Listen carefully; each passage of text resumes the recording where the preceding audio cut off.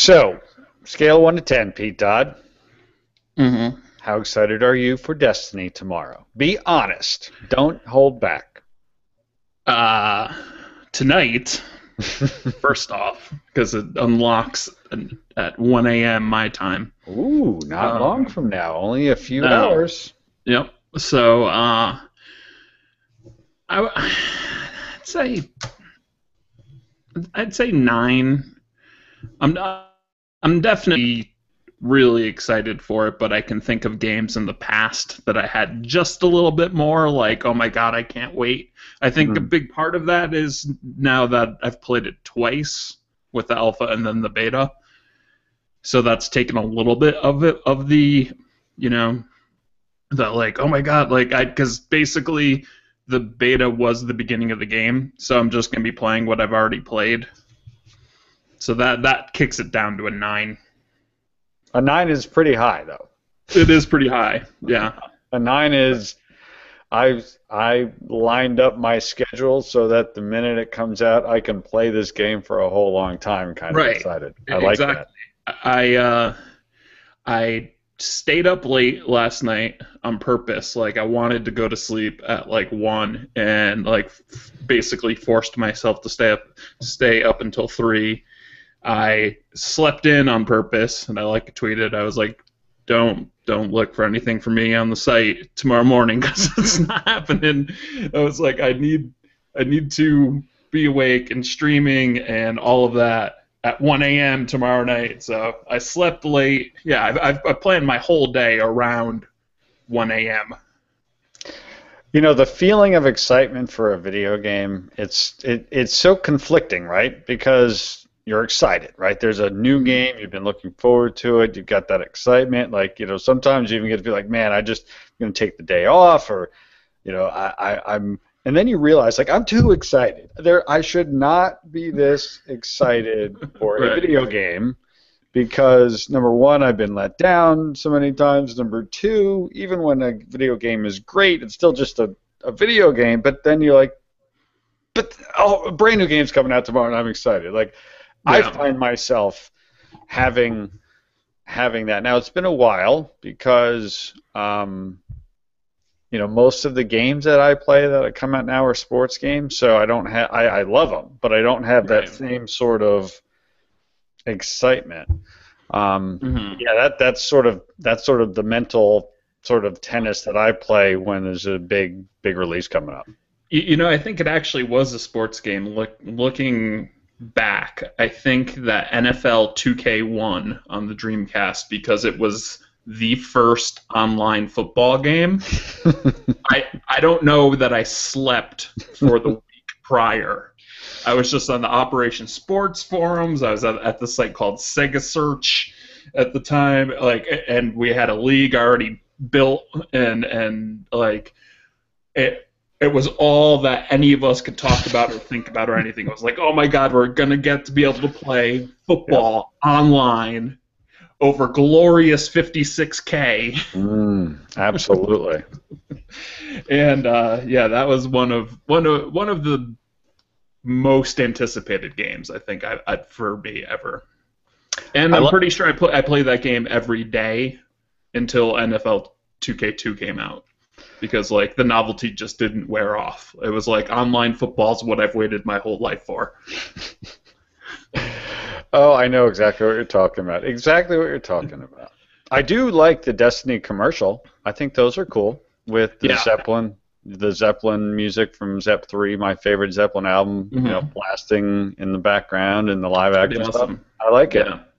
It's a cool. little like maybe up. No. But it does make me sort of, the effect is positive, the marketing effect. I'm usually kind of, I don't know if repulsed is the right word, but I don't like most video game commercials because they're not really usually made for people who know about video games. Yeah, that's why it's surprising when they're good. Like, I remember last gen, the Gears of War commercials. I forgot what song it was, but it was like this slow, ballady kind of emotional song, but it was showing footage from Gears of War, and just that juxtaposition was like, wow, like this ad isn't completely fucking stupid like most video game ads. Like this is Right. actually doing something different. But yeah, that's good times. Also, I don't know if you even know this, but do you know what's happening with the podcast next week? With which podcast? This one? This one, What's happening with this podcast next week? we're going to have a special guest by the name of Brian Weedeye, also known as Pasta Padre, because I I know that he's very excited about Destiny, and I know you're not buying Destiny. That's right. So I wanted someone to talk to about it instead of just answering your question. So, like, we're just gonna, you can be the moderator like you always are. Ask us questions, and we'll break it down. I assume Brian's excited because all he does is write and talk about sports games, and I know that he's actually quite excited for this game, so that will give him an outlet. You know. Everyone that I know in video games is excited for Destiny. Everyone. So I'm happy. I'm extremely happy. I want Destiny to be a big smashing success. Even somebody at work today brought up Destiny. Now, granted, they brought it up in the context of their kid was getting Destiny, and it was their first sort of game like this that they were ever going to play. So that was an interesting conversation. Of course, they knew me for the fellow knows that I like video games. So I asked him actually. I said, what's your plan for your son communicating? Because I asked how old is he. He said he was 10. I'm like, what's his communication plan? And the dad, of course, had no idea. Right. I'm like, well, if it were my son and he were going online playing a game like that, I would go into the parental controls and try to make sure like he could at least only talk to friends because things get pretty crazy, especially for a 10-year-old. And the parent was like, okay. So I don't even know if that's an option. Or sometimes it's the 10-year-old Well, who's right. just repeating like awful things that they've heard their dad say. Yeah, true. But I mean, I'm not saying that that's what's happening in this case. I have no idea, but yeah, it seems like an awful lot. You hear these little kids yell shit out, and you're like, the only place they could have heard that is their parents. Well, you never know. Parents or the internet these days, it's got a whole lot of stuff on it, But right. But yeah, so I'm excited. So you're already distancing yourself from what your son says. If he says anything, it's not me. No, totally. Unless it's good. Right, unless it's good, then it's totally me being a great parent. Yeah. Gotcha.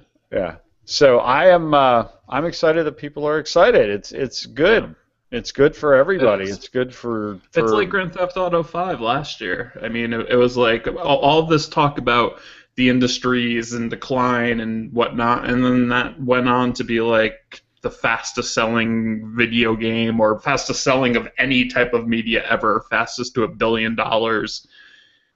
And I didn't love the game, but it's like it's a good sign for the industry, at least. Yeah, I'm looking forward to that. Hearing you and Brian gush about Destiny while I sit there like this for quite a long time. Yeah. But and then you buy it. Now we're taking a big leap. By the end of the episode, you'll be like, it's already downloading on my PS4. When am I going to play Destiny, Pete? Never. When am I going to play Destiny? I'm not saying that you're going to play it. I'm just saying you're going to buy it. Those are two separate things. That is very true. Oh, man. All right. Well, hey, Pete Dodd, it's good to see you. We haven't spoken since you fired me. And I didn't realize that you had hired me back, so, I didn't show up the last, scheduled evening. No, all kidding aside, I'm sorry about that. Every once in a while, sheer exhaustion kicks in. It's rare, but... And then you woke up with a goatee. Yes, and I'm just like, just keep it. Yeah.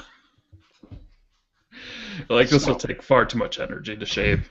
It looks good, though. I like it. Oh, thank you, sir. We have a lot of good stuff to talk about tonight. I'm very happy to just be able to sit here and chat video games. Obviously, we talked about Destiny, the golf club, Pete. We sort of ended Yes. the show talking about the golf club, and Hmm. we are going to get to a whole bunch of forum conversations and tweets, which are going to be really interesting. But before we do that, I do want to talk to you a little bit more about the golf club.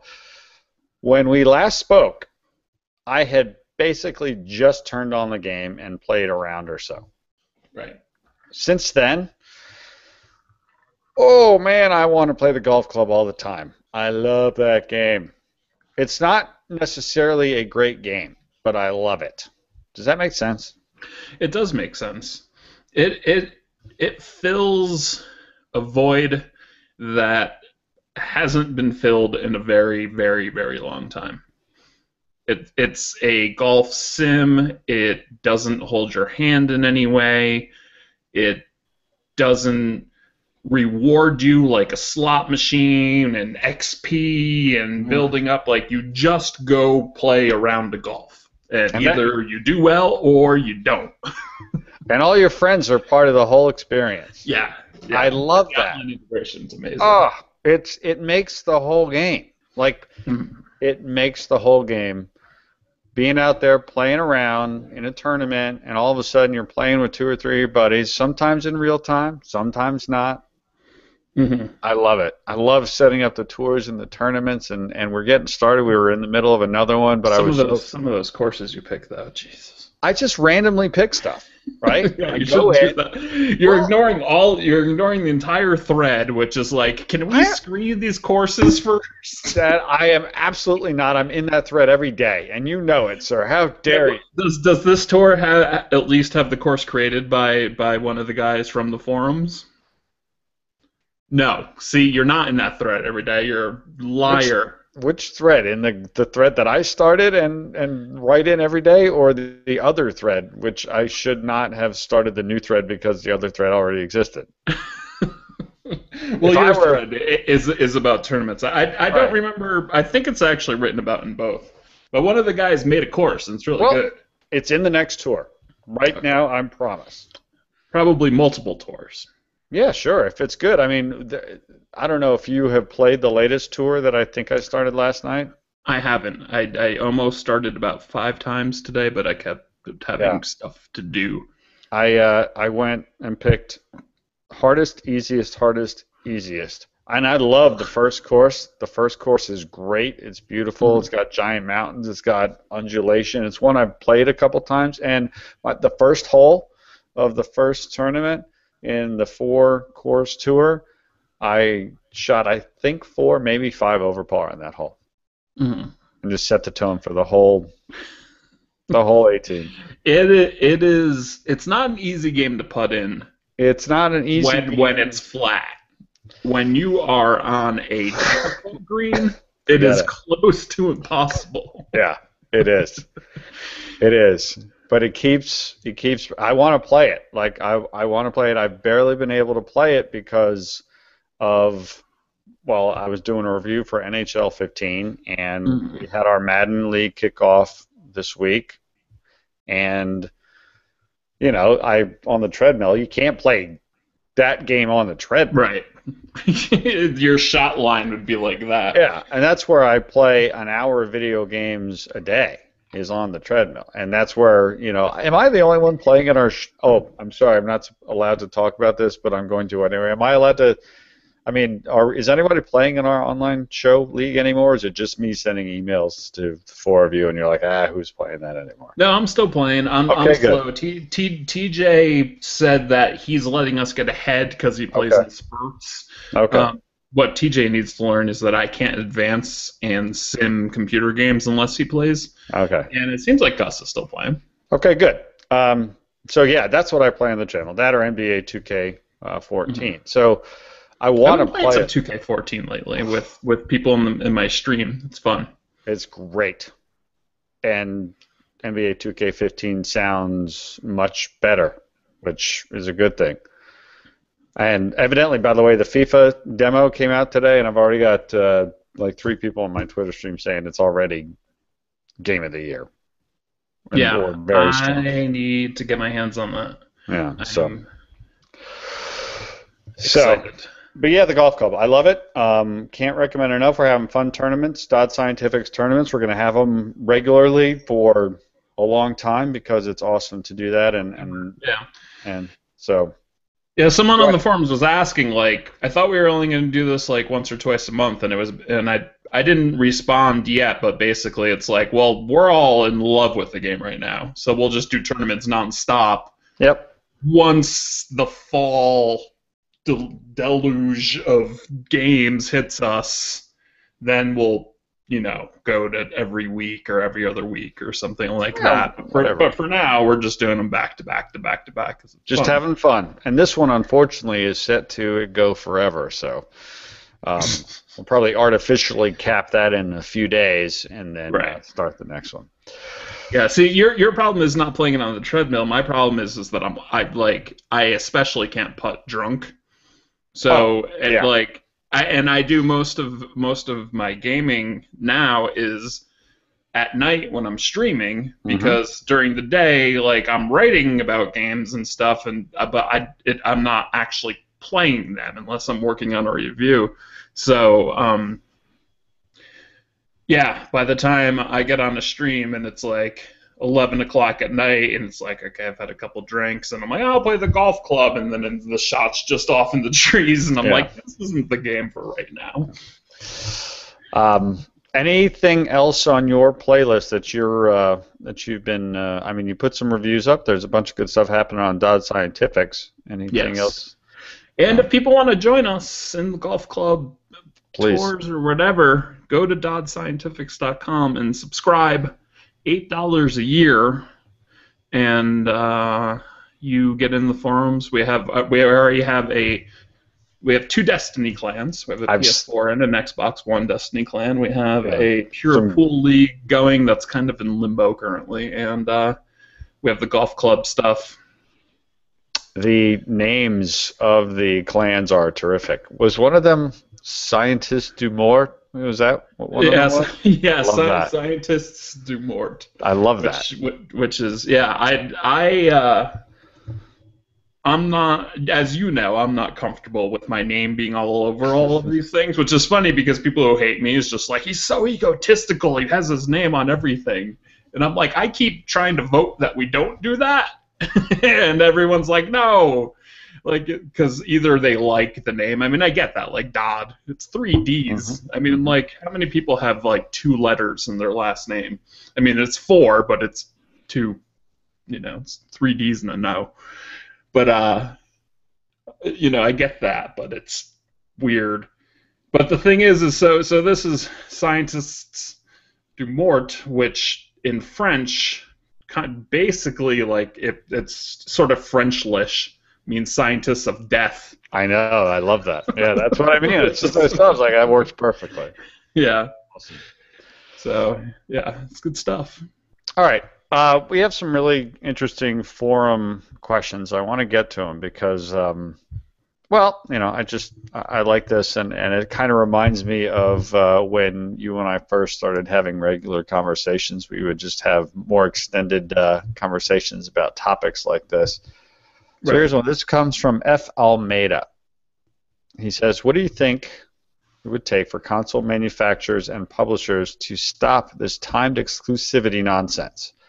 Xbox gamers may be slightly annoyed for waiting a bit longer for Destiny DLC, but that doesn't stop them buying the Xbox One version of it. PlayStation gamers didn't mind waiting for Plants vs. Zombies, and it sounds like sales were good on the PS4 anyway.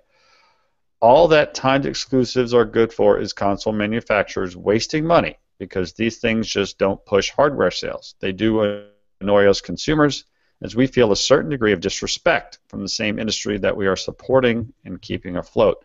That's some pretty bold statements there, Yeah. and a strong sentiment. Um, Hmm. so, what are your thoughts on this topic? I agree with him on a consumer level in that it's just annoying. I I I like exclusive games, be it first party, third party, second party, whatever, just in terms of the developers only working with one platform, so then they can exploit that platform, or maybe exploit's not the right word, but they can pull everything they can out of it, where a multi-plat game gets kind of dumbed down because they're trying to put it on everything. So, like, I'm not against the concept of exclusives. I prefer it to be first party. It's like Sony and Nintendo for fund their own games. Microsoft has okay first party, but a lot of their exclusives they buy, which basically is saying, like, well, this game was going to go to everybody, but now it's only going to go to us, or it's only going to go to us for a certain amount of time. And not to say that Sony or Nintendo don't do that also, because they do. I mean, people seem to forget that, like, Monster Hunter, which is a Capcom game, is a Nintendo exclusive right now. It's on the 3DS and the Wii U. It's not on PlayStation. It's one of the reasons people cite that the Vita's struggling, because it doesn't have Monster Hunter. I mean, it's like, so even Nintendo gets in on this stuff as well. They all do it. I don't like it, but to say that it has no effect, I don't know if that's true, because I don't think it has an effect on the hardcore. I don't think it has an effect on us, the people on our forums, where that came from, people who listen to this podcast. But people do, like, this year, people in general seem to have viewed Watch Dogs and now Destiny as PlayStation 4 games because of exclusive content, because of exclusive marketing, because of those things. Talk about people in general, and that is a powerful thing, even if the content comes to another system later. I mean, I still think that people think of Xbox as the Call of Duty system, I mean, because they get the map packs a month first and whatnot. I think it does have an effect on sales, personally. That's where I disagree with them. But I agree with the sentiment of just I wish the entire thing would go away. I wish everything was exclusive to every system, because then you'd have real differentiation. Right. I mean, I know that's ridiculous and will never happen. I'm not saying it's good. But It'd be great, though, if we could split all the developers up. Be like, You go to Microsoft, you go to Nintendo, you go over here, and just focus on your one system. That'd be the best. Unique to it. And then there'd be a reason to own all three. I mean, it would definitely cost anyway, but there'd be an actual good reason. Yeah, well, I mean, and again, I know I catch flack from people, and I'm just having fun, right? But the fact is, I haven't turned on my Xbox One since March.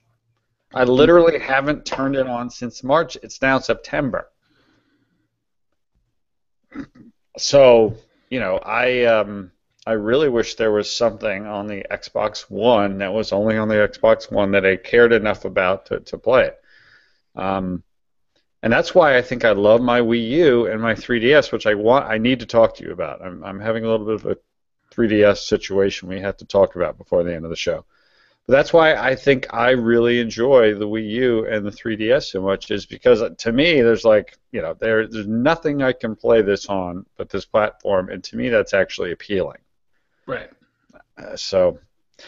I personally don't get the anger from the exclusivity. I think I was very surprised at the reaction to Tomb Raider. I'm like, really? It's that big of a deal? Yeah. I mean, part of that to me was, for me personally, was, well, one, I have an Xbox One. Two, I don't think I'm buying the game in Holiday 15 anyway, because Holiday 15 is going to be stuffed, and Uncharted 4 is coming out, which is a similar but totally better game. Right, and so that game doesn't matter, but people were going nuts Yeah, I mean, and that, but that's me. I mean, it doesn't matter to me. So maybe if it did, if it was like my favorite game ever, and then it went to a system that I didn't have, I could understand getting upset. But to me well, and personally, it was just like, okay, B tier game is we're not going to get during the holiday. You know, we being PlayStation people. Oh well. and you said the perhaps the biggest reason I was so confused is we're talking about something that's a year plus away. I mean, what can Right. happen in a year in the video game development Hmm. world? I mean, Right. good lord, anything could happen between now and Right. then with a It could be hundred the different Amazon games. Xbox against the Samsung PlayStation 4 at that point, you know? Right? Absolutely. So who Who knows? knows? Yeah, my goodness gracious. So yeah, I was surprised by that, but clearly it's a big deal to people. It is. I don't want to dismiss it. It's just Yeah. all right. The next one comes from Dusematic, if I say that correctly. He says, "Can we get a roundup of what Sony first party is rumored to be working on? Japan studio. I'll settle for rampant speculation. That's always fun. Uh, you're, I would imagine, you're in an excellent position for rampant speculation, Mr. Dodd, about this question. I have some rampant speculation. I want to hear it. I mean, there are just sort of the internet rumors, the whatever. My understanding from a long time ago is that Santa Monica Studios, when they rehired Cory Barlog, was to it's basically rebooting the God of War franchise, and I believe it's going to be in a different mythology. It's not going to be Greek mythology, and so I assume it's not going to be Kratos as well. But that was a long time ago that I heard that. I don't know if that's true, but so they seem to be working on that, and they can Dark Side, which was Stig's game, and Stig's working with Stig got hired by Respawn, who did Titanfall. So evidently they have two games coming now because he's not. I've heard he is not doing the single player portion of Titanfall 2. He has his own project, which is interesting because they're a small studio. But that's not Sony, and this person's asking Sony. The rumor has been forever that Guerrilla is working on an open world RPG.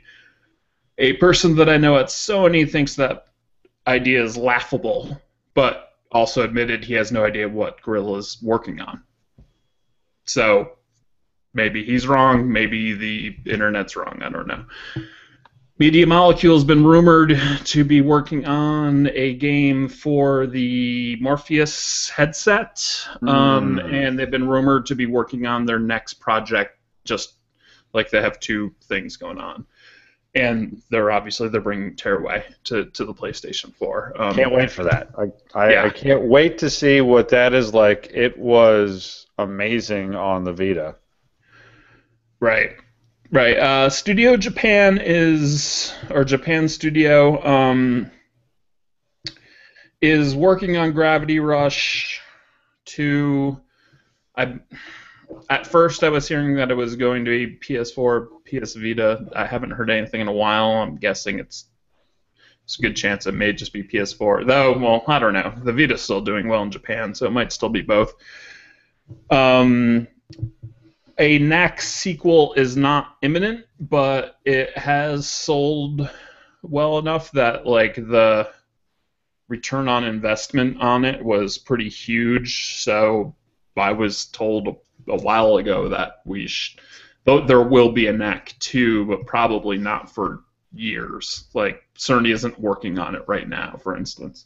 In fact, I think Cerny is working with Japan Studio on some with a really small team, like 3 or 4 guys working on basically an indie game, even though he designed the PlayStation 4 and this is being funded by Sony, so it's obviously not indie, but it's a small team, small game. Like he wants to sort of get back to his roots. So there's that. supposedly San Diego studios who do MLB The Show have another game in the cooker, which wouldn't be surprising because they did a lot of the work on Mod Nation Racers and other things. So they don't just do the show; they have other stuff. So yeah, I don't think that that the Last of Us team has really figured out what they're doing. The last I heard on that was that they're mostly like it's all hands on deck for Uncharted 4. So I think that covers just about everybody. That was impressive. And worldwide studios. Yeah, I mean, a lot of it is internet rumors that I'm just like, I didn't hear from verified sources, just stuff that's been, like the Guerrilla open world RPG has just been something people have been talking about forever. In fact, I can't find anyone to verify it, so I don't even know if it's true, but yeah. It's amazing all this stuff can be kept secret. I find it stunning that more isn't known about this. Sony has been keeping their cards very close to their chest pretty much since launch of the PlayStation 4. They were quite leaky last summer, and but since the PS4 came out, people are like, you have 15 or 16 worldwide studios, like, what are they working on? And they're just like... stuff. Yeah, they're like, well, Uncharted's coming. And we're like, well, we know Uncharted's coming. Tell us something we don't know.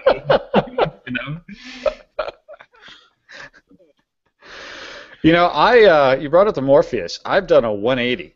I was really excited about that, and now every time I look at it, I'm like, ugh, I can't possibly put that thing on my head and play games, right? That's ridiculous.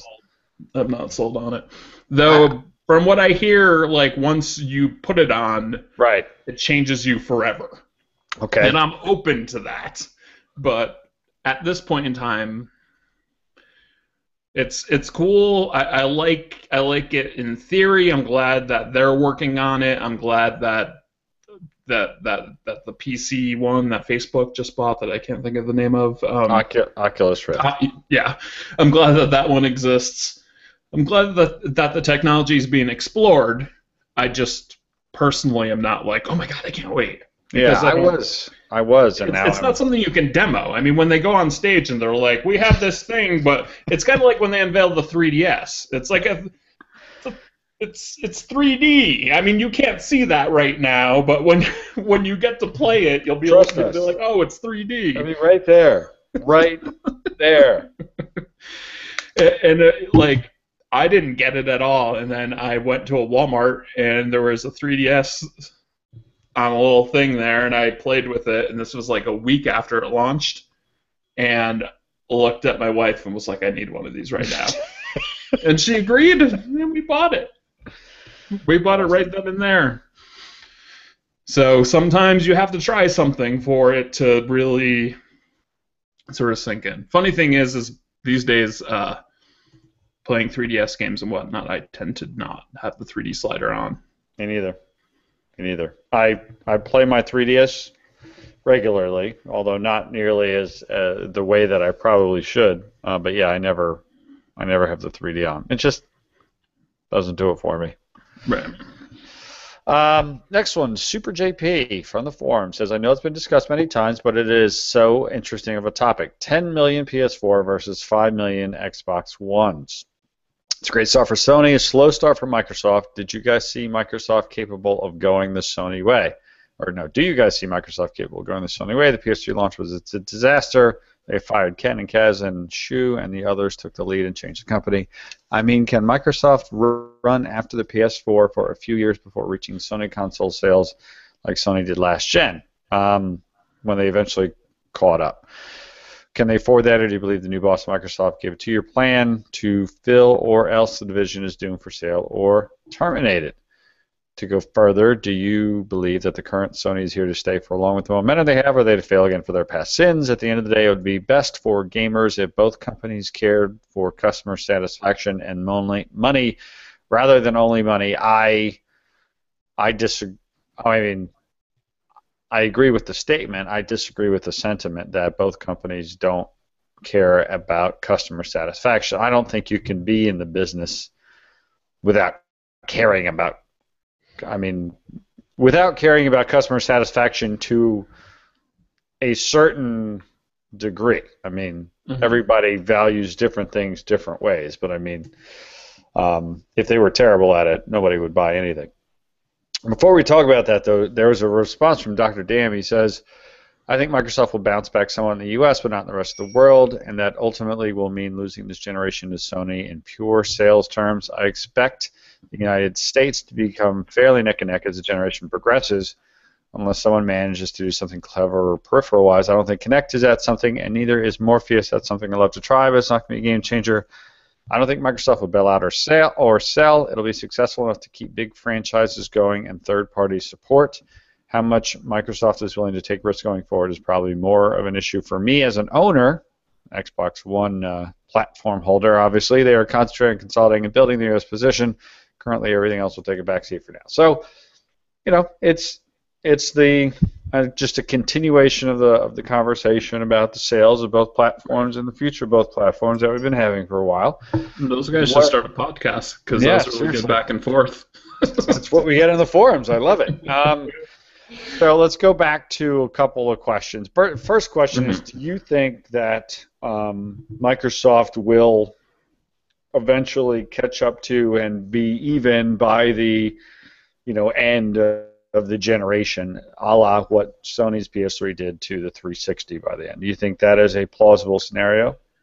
In general, no. I think that if it does happen, it will be something extremely surprising, like China going absolutely bonkers for it, and they sell, 20 million units in China over the course of the generation or something like that.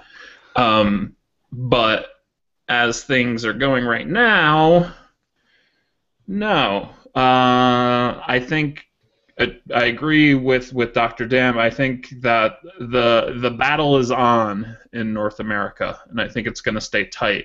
But Sony's lead in North America.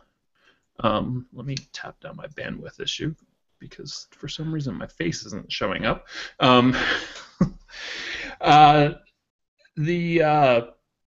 Sony's lead in North America right now, people are, they're like, oh, it's like 700,000 units or 800,000 units, which, okay, so, Microsoft needs to win in the U.S. by 100,000 units 8 months in a row to catch up right now. I mean, that's pretty substantial. I mean, the number 800,000 is not substantial, but getting that back is a little bit more difficult than I think a lot of people think it is. Well, it would take a pretty severe reverse trend for that to happen. It's not impossible, but then the statistics do not indicate any sort of reversal trajectory like that. Right, exactly. I mean, especially since there's a lot of months where the systems are selling less than 200,000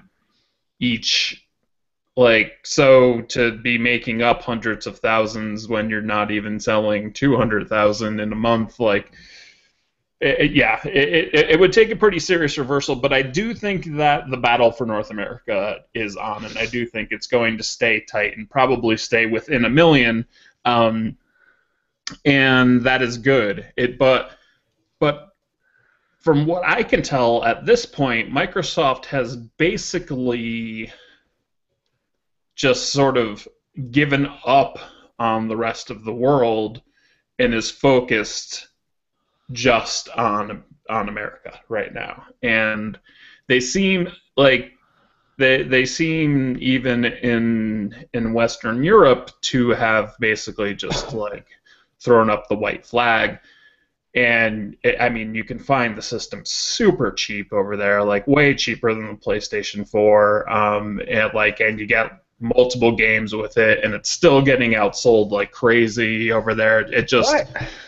the That system doesn't is. make sense. I mean, again, I clearly am no big fan of the Xbox One. I play my PS4 every day, but that's just circumstances. It came out first. We're all in the leagues playing on that system, right? It's not I hate Microsoft. That's not the case at all. It's the way that it worked out. Um, but I'm surprised that yes, if it's significantly less expensive and it's coming with 2 or 3 games, like to me the PS4 is not that much better of a machine. Like, if I'm the kind of person who's buying one console, and I can get significantly more value, I'm just surprised by that. I don't know why, but it just seems like again Well, I think there's a couple things to it. I'll just something that I noticed when doing the whole PS4 no DRM thing was that like we were tracking the hashtag, tracking what was happening, and there was far more support for it from Europe than there was in America. And I don't think that's just because Europe is PlayStation 4 country, because it's not. A lot of those countries did lean, especially the UK, pretty heavily, did lean towards the 360 last gen. But there is a much stronger sense of consumer rights in Europe than we have in America. And I'm not saying that one is better than the other. I mean, I do think one's better than the other, but that's an argument for another day. But they, and this is like, I'm completely generalizing right now, obviously, but I don't think that they have really forgiven Microsoft. Also, if you look at what Microsoft is doing, it's like, we spent $500 million on this NFL deal, which is like, in America, cool. In Europe, that's $500 million on something I don't give a shit about. Like, it does absolutely nothing for them. All of the cable stuff, it works in America, it works in Britain, I think, but most European countries it doesn't work with. The Kinect voice recognition has issues with us. I have our friend Dan Brown from Double KO podcast. They're going to be a podcast on our site. They haven't put one out since the site's gone up yet. They have. They've done one. I'm very upset. I'm gonna go on a quick tangent here. Most of the video game shows I listen to aren't shows anymore. And these two guys doing Double KO, who I have quickly come to enjoy, Dan and James' show very much, don't make shows nearly often enough. I mean, come on, guys. Yeah. Let's do this thing. If you're gonna make a show, make a show. Don't not make a show.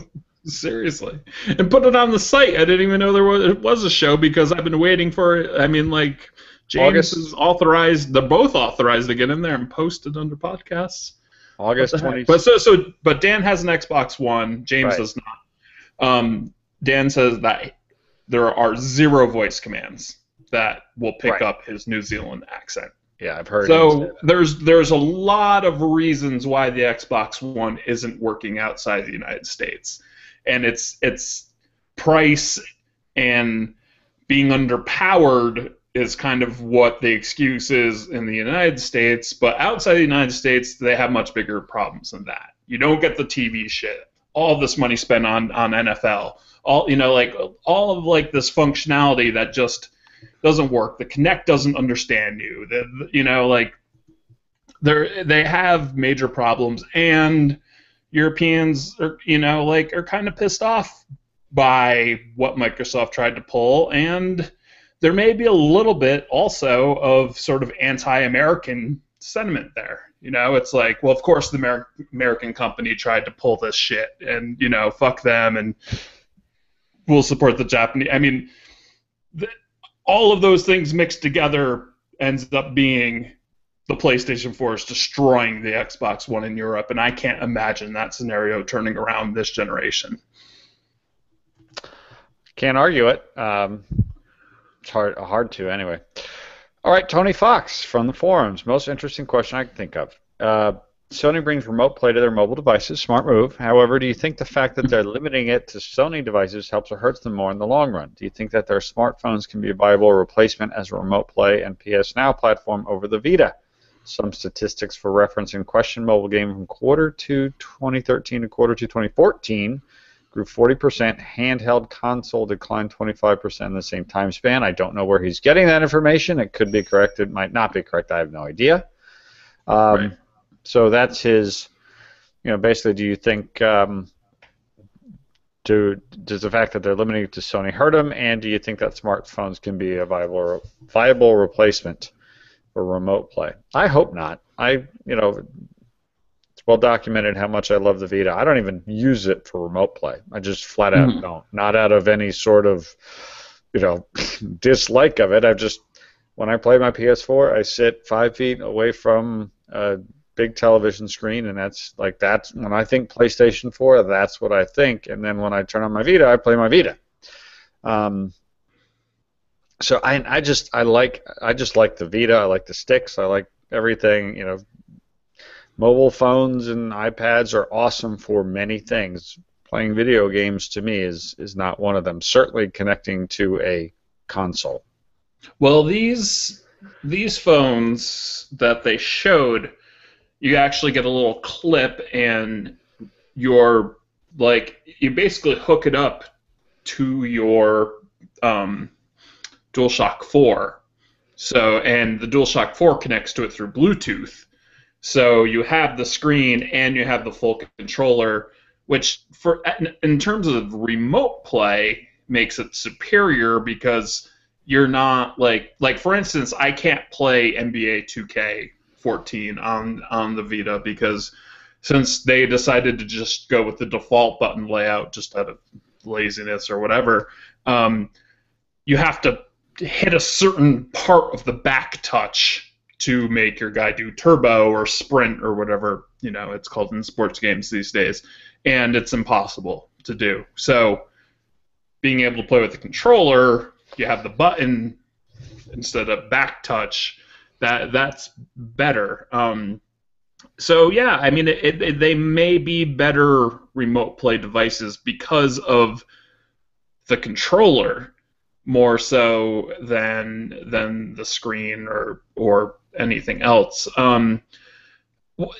Them holding it just to Sony phones, just because they're doing that now doesn't mean they'll do that forever. I mean, this may just be their launching point. They're trying it out on Sony phones, and if it catches on, maybe they can license it to other phones. It's the type of thing that it could be a money maker for them, or they could do it for free because it still would be a money maker for them. They seem to be going in the direction of, we want PlayStation to be a thing that's on all sorts of devices, which is good and bad. It's like, I like that idea, but it's, if you muddy up what your focus is, you could end up with a bunch of bullshit. It's like, if you're trying to fucking work with 47,000 devices at once, and you're not worried about the games or the gameplay or whatever, then those of us who enjoy games might be like, all right, stop worrying about putting this on every phone and get to work on the fucking UI or something. I'm already thinking that when you're talking about taking your phone and smack it into a controller and then you're Bluetoothing a TV, I'm like, that is way, way, way too much to do to play a game. To me, I know I'm an old man and the kids these days do things differently, but to me, it's just like, I don't know. I completely agree with what you're saying, that trying to do too much is a recipe for doing nothing well. Right. And trying to do a few things well, so long as you have the right resource allocation, is the way to go here. So, Alex Osborne, our good friend, has a tweet for us. He says, "Which game currently slated for release in 2015 are you most excited about?" Pete Dodd, what would that be? Bloodborne, no question. I love Demon Souls. I love Dark Souls 1. I think Dark Souls 2 is okay. I loved Eternal Ring. I loved Kingsfield. I basically have loved every RPG that From Software has ever made, and Bloodborne's the next one, and it's early in the year. Cannot wait. What are my choices, Pete? Your choices. Well, Madden. they're probably going to release a new Madden. Yeah, I was going to say, toss sports games out the window. I do enjoy There, other things. there might be a FIFA. I don't know. They're on shaky ground. I think Yeah, this I don't know. I mean, like, most of the stuff that we know about that's coming next year is of the AAA violent variety. Like, there's no, how's off that the different? top of my head, there's no Rich Grisham game that yells out to me. Can we get Nintendo will have stuff. What's can we that? get a, can we get a sequel to Valiant Hearts: The Great War? God, I love that game. Probably There's got to be something, right? I mean, there will be plenty. It's just the type of games that you enjoy aren't the type of games that they talk about 6 months to a year in advance. what's Nintendo's big stuff for 2015?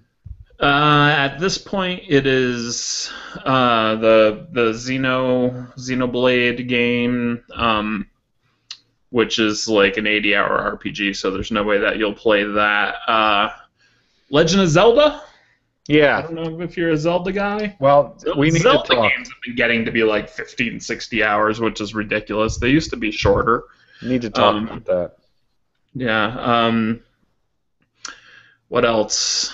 I don't even know what else Nintendo's doing other than those.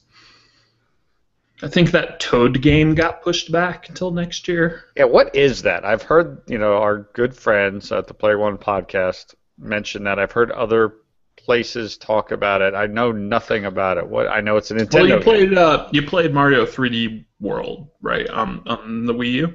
Yes, it was. You know the levels that were basically like the castles, but they weren't big, and you just sort of went up and around them, and they were kind of puzzly. Yeah. Do you remember there's a couple of them? My son played. It's kind of taking that idea and making a full game out of it. And those were by far my least favorite levels, so I have zero interest in it. Gotcha. Which I said on Twitter when they unveiled it during that direct before E3, thinking like people were gonna be like, yeah, and then everyone's like, you're an asshole. Those are the best levels, and I was like, oh, sorry. By the way, we have live breaking news from James Chilton, who live tweeted, "I'm in Japan, I can't make a show," to which I respond, that is no excuse. You have not been in Japan for 5 out of the last 6 weeks, sir. You get on that show. Make it. I want to hear it. Record one in Japan. Yeah, just take your phone, talk into it for a few minutes. The world wants to hear what you have to say. That'd be awesome, actually, if he recorded a solo show and then Dan listened to it once and then the second time just said shit over the top of it. He's just like, my cousin will say something really stupid. Like Mystery Science Theater and podcast one. All right, Pete, here's my situation. I need your help. Okay. I got my 3DS. I'm going to be doing a bit of traveling, right? I'm going to be taking several trips like I always do this fall in airplanes that will involve some of the trips where I'll be working, preparing for where I'm going, and other trips where I will have 2 to 3 hours to sit back and play a game, preferably on my 3DS. I've got a 3DS, and I just don't use it nearly enough. And I got a bunch of little stuff on it, stuff that's fun, but I need something to sink my teeth into, and I know that there are many, many, many, many, many wonderful games on the 3DS. Mm-hmm. And I want to appeal to you and the listeners on what I should do. And these are the games that I have, right? I got Shovel Knight. I have not finished Shovel Knight, but I'm done with it, at least for now. Mm-hmm. It's proved its point. It wins. I've got a bunch of little games that I've downloaded from the eShop, like Yoshi's Island, Super Mario Advance 3, Yoshi, Kirby and the Amazing Mirror, Fire Emblem, The Sacred Stones, Virtual Console, Mario Kart Super Circuit, a few of the old ones, but I need something really to sink my teeth into. So what does Mario have to say for that? Well, you and I have very different interests. Yeah. My answer would be Fire Emblem. Awakening? Yeah. That's been one of my favorite games of the last couple of years, just on any platform. But I don't know that is a Rich Grisham game. It's not violent or anything. It's just it's a JRPG, and it's weird, and it drags out, and yeah, I am not the person to ask. Right. I'm going to ask the forums. I'm asking them now on the show, Right. and then I will create I'll go into the Doddcast thread, and I'll post the question there as well. Right. And the added bonus is there's a big sale going on right now in the eShop. Mm-hmm. And there are certain games that are on sale now, and there's also games that are going to be swapped out. And one of the games that I'm considering, but by no means am I saying it is the game, because I want to hear what people have to say. Like I'm perfectly willing to do something that I've never done before. You know what I mean? There's more types of games that I haven't played, frankly, in my life than I have, or at least spent little time with. So. One game I'll throw out there right now, even though it is a war game, but I know you're not against all war games. You're just against the sort of gratuitously violent. It's Ghost Recon, I believe, Shadow Warrior, Shadow something. I'm not sure. It was a launch game, but it is not a shooter. It is a turn-based tactical game. Like, you have a team of like 4 or 5 guys, you make your moves, they make their moves, you get behind cover, you try to flank them. It was made by one of the original creators of the XCOM series, which is one of the best turn-based sort of tactical strategy games ever. Series even ever, and that game is just a hidden gem, and you can find it at GameStop for like $9 to $11. Okay, good to know. So that, and if you get into it, it's really long. So like you can play. Like, I never finished it. I just. But it was always there. It was nice because it's like each mission is its own sort of, like you get through it and then you're like, all right, okay. You don't really feel this overwhelming need to beat the game. It's just to beat each mission kind of thing. So it works really well as a portable game in that sense. You're like, I'm going to bang out this mission on this flight or these 2 missions or whatever, instead of I'm going to beat the game. So that would be my. Even though it's Ghost Recon, it's weird to say like, oh, Ghost Recon. This is a sort of off the grid pick, but that game I think was overlooked by many, and it's really, really good.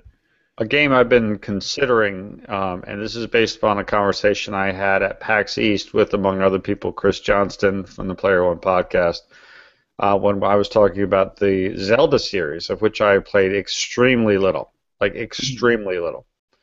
Dabbled in a couple of the games, and that's it. And he said A Link Between Worlds would be a great game to be your first real Zelda game and a great game on the Yes. 3DS. Absolutely, and it would be a great game for your son as well. So that's sort of on the front list. But like, there's other games too. Like I've never played. I'm looking right here on sale right now.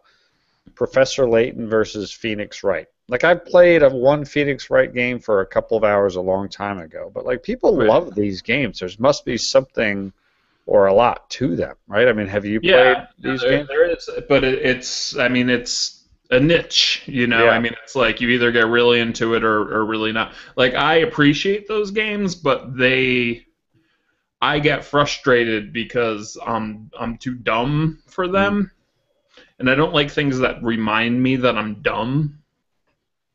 Yeah, I I felt so good, Pete, when I've got rainbows on all of the quote unquote easy levels of Pixel Junk Monsters. Right. It took me a long time, and I'm not joking. That's been one of my main playing games, has been Pixel Junk Monsters, as we've talked about. It's awesome. Hmm. But to get rainbows on these 7 easy levels took a significant investment of my time on airplanes, of which was spectacular. But I think I Hmm. dabbled in the medium level one. I'm just like, whoa, whoa, whoa, whoa. There's a lot more going on here than I'm capable of defending. Hmm. So, um, yeah, there's just so many choices. It's overwhelming. Like that's my problem. Like I look at I look at the library of 3DS, and there's just so much. And then when I made a couple of bets, they just haven't paid off. Like, Shovel Knight, excellent game. I played three or Seems like you four got your hours of money's it. worth out of it. Yeah, I exactly. mean, but you didn't beat it.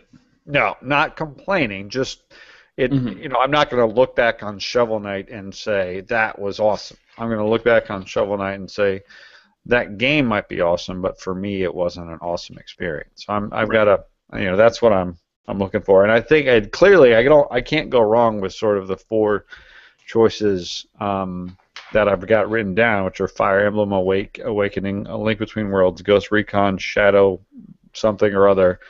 Hmm. And the three choices I have here. So, but I'm going to post this question and this small and sure to grow list on the Doddcast thread, and then over the course of the next few weeks, whatever I pick, we'll obviously talk about here, and that'll be fun. Cool. Looking forward to it. Me too. Real quick before we go. Wait, Okay. I know what game you should get in 2015. What? MLB The Show. Oh, Figured it out. we have a winner. And you would have never even known that was coming unless I just, that it just hit me. I need to let Rich know that there's MLB The Show's coming. Completely off my radar. Completely. I mean, I know how much you hate this year's version, so it's like I don't want to talk about it. All right, I've said my piece. I like that there was at least two people that thought your punishment for falling asleep on Saturday should be not to mention MLB The Show. Yep, I can't argue, right? I mean, we committed a date and a time, and I was firmly committed to it, and then exhaustion got the best of me. Before we go, a couple of quickies. Number one, thank you to everybody in the forums. I really enjoy interacting with the awesome community. I know I don't get in It there is. all the time, every day, a lot, but I'm looking every day. And when I'm able to hop in and comment or continue, I do. I really enjoy it. This is the only forum where I spend time anymore, and I love it. So thank you to everybody who is a subscriber. It's really fun. I just love the vibe. People enjoy this show, and the comments and the jokes they make, the questions. I love it. I really enjoy it. So Mhm. thank you. You can It's become. awesome. Yeah, it's great. It's great. And if I mean, we have an off-topic forum, or not games as it's called. We have an Ooh. NFL suicide pool going on in Oh, I that, which most missed people it. committed suicide in week one. um, Mostly due to the Bears. Yeah, I can see that. Uh, and we had Mike Phillips made a music thread, which is what Yes. he does, and we have all these people talking about the music that they like. Someone just made a movies thread, and so we have all that shit going on, and then we have every game related issue, every game related everything. Like there's a lot of times where I'm like, should I cover, should this be a news story? And I'm like, you know what? No, this is more of a forum kind of thing, which isn't helping me sell subscriptions because the people in the forum are already subscribed. But there's a lot of topics that are better as conversations than they are as let me get up on my soapbox and say this about it. Get on your soapbox, Pete Dodd. Get on your soapbox. No, I do when it makes sense. But I mean, there's a lot of shit too that it's like, oh, therethere's a release date for Binding of Isaac, which isn't something that we're ever really going to report on. Right. Like this game has a release date, because you Yeah. can get that information everywhere. Yeah. Long before you ever make it to our site. But a thread will pop up about stuff like that, and then we'll talk about it in there and about how we're excited about the game. Like, just because things aren't on the main page doesn't mean that it's not happening in the forums. It's like, to get the full sort of experience of the site, I kind of feel like the forums are hugely important. I agree, and that's why I bring it up. $8 a year, become a subscriber. You will enjoy it, guaranteed. It's going to happen. There's a lot of places where the talk in video games is just not the kind of talks that I want to have or be a part of, and that's not the Dodd Scientifics forums. I like that. Now, there's conversations about all the stuff going on. Yeah. But even then, when I do poke into that, it's civil and right. And civility I is lacking in many places these days. I think that the whole Zoe Quinn, Gamergate, etc. The best conversation I've seen about it is the thread in our forums, and that's not to say that everyone in the forums agree with each other, because there are definitely people who agree on some things and not others, and there's people who just don't agree with each other at all. But it has not once become toxic. It has not once become, you're a misogynist, or you're a social justice warrior, or it's like, it hasn't turned into name calling. It's just been like, well, I think this because this isn't this and this. Okay, I get that, but I think this because of these things. Yep. It's like, really? That can happen on the internet? Yep. I mean, I almost feel like it would ruin the forums if we got more subscribers, but being that we're trying to create a website that is self-sustaining. Right. Well, yeah, and that's the truth of the matter is that if you pay your way into something, you tend to behave differently. So, right. That is a big part see of it. As the community grows, and we'll see how that goes. And the great thing about running things, Pete, is that you can make decisions as they need to be made. So it'll be very interesting to see what happens. One thing I've been doing just before we sign off is I stream most nights, and I am now outputting all of those to the YouTube page that this is on right now. And I'm also going to start working on more video content in general, doing sort of let's plays of smaller games and stuff like that, because I do see that as where the medium's heading, and I like making videos, so it's like it's not even like I'm doing it just because it's the hip thing. It's like, well, I enjoy doing this, and people are going, like to videos and streams and stuff like that for info. So like I'm trying to incorporate more of that in the site. So I like it.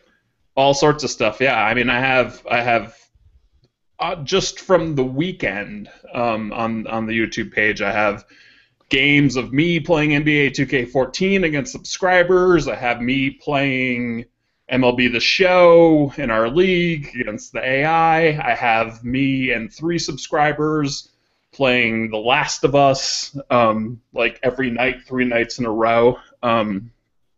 3 games every night, so there's like 9 of those.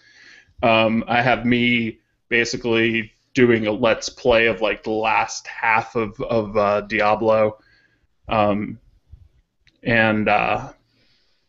so if people like that, I'll do more of that because I like doing that.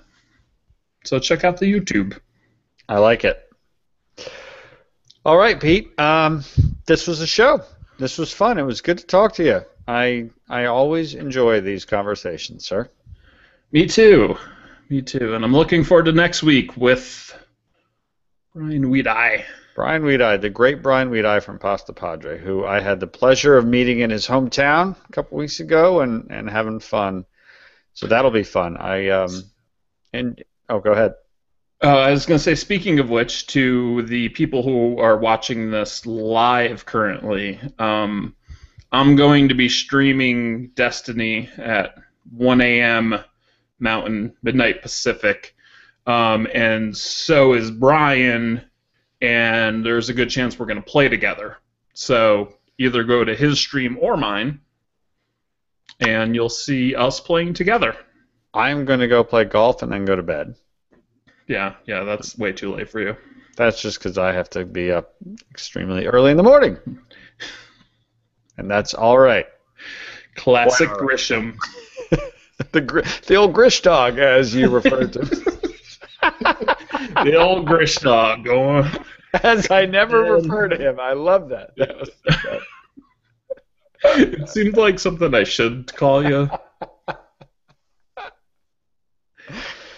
All right. I look forward to speaking with you next week. Enjoy Destiny, Pete. Enjoy Destiny, everybody. I know that my timeline is going to be filled with Destiny-related stuff for the next few days, and I hope everybody has a blast. I'm going to continue to have a blast playing what I play, and we can all just enjoy ourselves. It's going to be okay. There's going to be 1 million of the same screenshot. Like, there's going to be something cool in the first level, and everyone's going to put it there. And the Twitter's just going to be 1 million, like, slightly, like, 1 inch to the left, 1 inch to the right, whatever, pictures of that one thing. Yep. Hashtag PS4 share. So thank you to everybody for listening. Thank you to everybody for watching tonight. Thank you to everybody playing in the Dodd Scientifics Golf Club tournaments. Thank you, Pete Dodd, for being Pete Dodd. Thank you, Rich, and good night. We'll do this again next week. Cheers, everybody.